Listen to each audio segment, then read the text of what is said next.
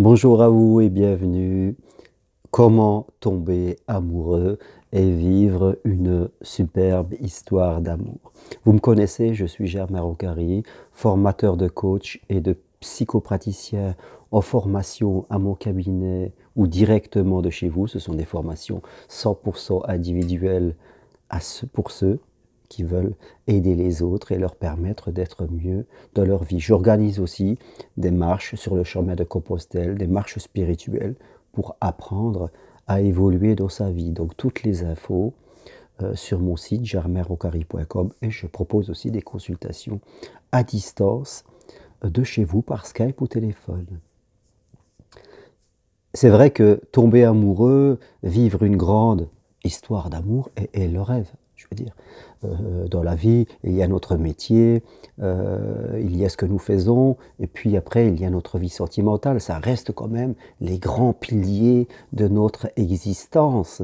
Et vivre une histoire d'amour dans lequel nous avons de la passion, dans lequel nous avons du désir, nous vibrons, c'est vraiment, je dirais, un désir, une quête personnelle. Et j'en suis le premier, je dirais, à vouloir vivre ça. Maintenant, je crois que tomber amoureux, aimer une personne, on ne peut pas le décider. C'est quelque chose qui ne relève pas de la raison, mais de l'émotion. Et je dirais presque, paradoxalement, c'est que pour tomber amoureux, pour aimer une personne, il ne faudrait presque ne pas le rechercher. Le désirer, c'est une chose, mais on ne peut pas, on n'a pas cette capacité à le créer nous-mêmes. C'est quelque chose que l'on va ressentir, on est dans l'émotion. Et vous savez bien que l'émotion et la raison ne font pas toujours bon ménage. Et comme on dit, quand il y a un conflit entre l'émotion et la raison, c'est souvent l'émotion qui gagne. On tombe amoureux, ce sont des prémices, c'est-à-dire on rencontre une personne, elle peut nous plaire sous certains angles, en tout cas sur ce que nous percevons au début avec cette personne, puis on se revoit, et puis on confirme les premières perceptions intellectuelles. Peut-être après un certain temps, on fait l'amour, et là encore ça rajoute quelque chose. Donc, et après on part en vacances, voilà. C'est toujours important de prendre le temps de se découvrir pour renforcer les premières attirances que nous avons peut-être le premier soir ou le premier jour. C'est pas toujours la réalité quand une personne dit tomber amoureuse, comme si ça nous arrivait dessus de but en blanc. Bien sûr, on peut avoir une attirance pour une personne lors d'une soirée, lors d'une rencontre, une attirance qui pourrait être physique, intellectuelle, une personnalité, et de cela va découler d'autres choses. Après, ça sera sûrement notre connexion, notre capacité à nous écouter, à nous découvrir, notre capacité, la capacité plutôt qu'aura l'autre personne à nous permettre d'être encore mieux. Voilà, parce qu'on aime quelqu'un qui, je dirais, nous fait être mieux, quelqu'un qui nous valorise, quelqu'un qui nous apporte beaucoup de choses, quelqu'un qui parfois être différent, qui a une capacité, je dirais, une façon d'être que nous aimerions avoir et qui nous permet de l'atteindre et de donner le meilleur de nous-mêmes. Voilà, on aime les gens avec qui on est plus nous-mêmes et on aime moins automatiquement les gens avec qui, je dirais, on se sent limité. Donc vraiment, la construction de l'amour, c'est quelque chose qui se construit vraiment amoureux. Au début, il peut y avoir de l'attirance dans un premier plan, ce qui n'est pas encore tomber amoureux et de l'amour. Puis il peut y avoir, avec le temps, vraiment tomber amoureux, ressentir ces superbes sensations agréables, c'est-à-dire que l'autre nous manque, on a envie de le voir, et si c'est partagé, on va vivre quelque chose de magnifique. Donc, tout cela demande à respecter ces étapes et à prendre le temps de découvrir l'autre. Au début, il peut y avoir... Rappelez-vous, quelquefois, on peut avoir quelqu'un qui nous plaît, on a une forte attirance, et après, ça ne débouchera pas sur l'amour. Et il peut arriver son contraire, quelquefois. Quelqu'un où une attirance est moyenne parce que peut-être le jour-là, elle n'est pas en forme, ou elle traverse quelques difficultés, et Après, si on se laisse le temps de découvrir, on peut tomber amoureux d'une personne. Et c'est souvent le paradoxe de la vie, c'est qu'on tombe amoureux de gens qui, au premier abord, on n'avait pas vraiment d'attirance.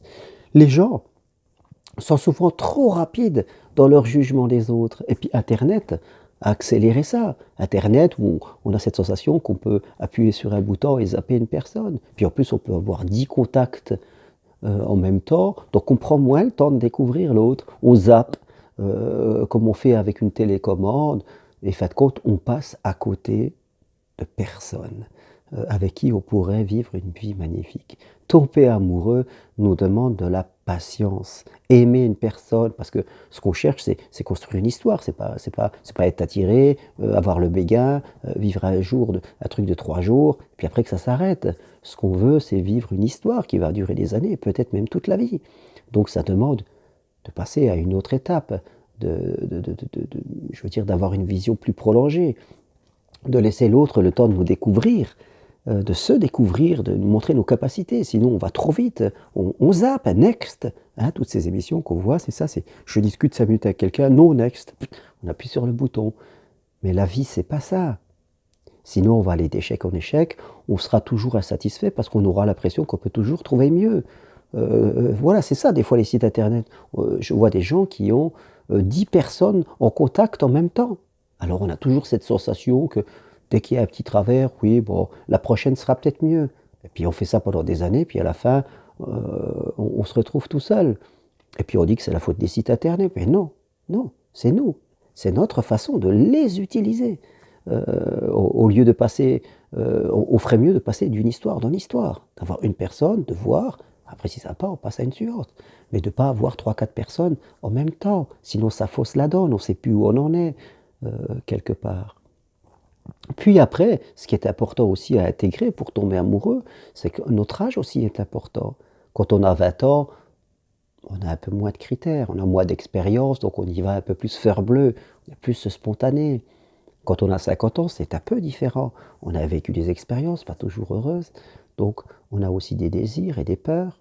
L'autre aussi a des désirs et des peurs. Alors quelquefois, rencontré, on peut se sentir pas tout à fait détendu, mais l'autre c'est pareil. Il est comme vous l'autre. Alors n'entendez pas que tout d'un coup il soit la lumière absolue et que vous soyez en transe devant lui. Il a aussi ses peurs et sa lumière. Vous avez aussi vos peurs et votre lumière.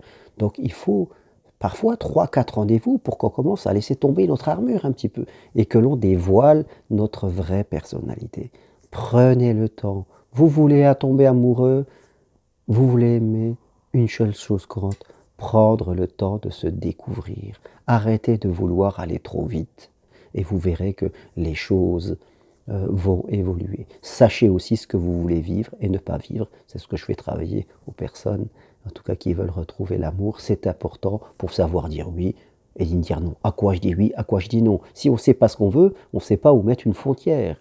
Et l'autre a besoin d'apprendre à nous connaître et de savoir ce qui nous fait plaisir et ce qu'il ne faut pas faire. C'était vraiment un partage et une communication qui se construit avec le temps. Voilà. Vous avez envie de tomber amoureux, vous avez envie d'aimer, sachez le construire et sachez découvrir l'autre. Merci d'être là encore. Allez voir sur mon site si vous voulez, en tout cas, avoir plus d'infos. Si ça vous fait plaisir, appuyez sur j'aime et je vous dis à très bientôt pour une autre vidéo. Merci encore à vous. Au revoir.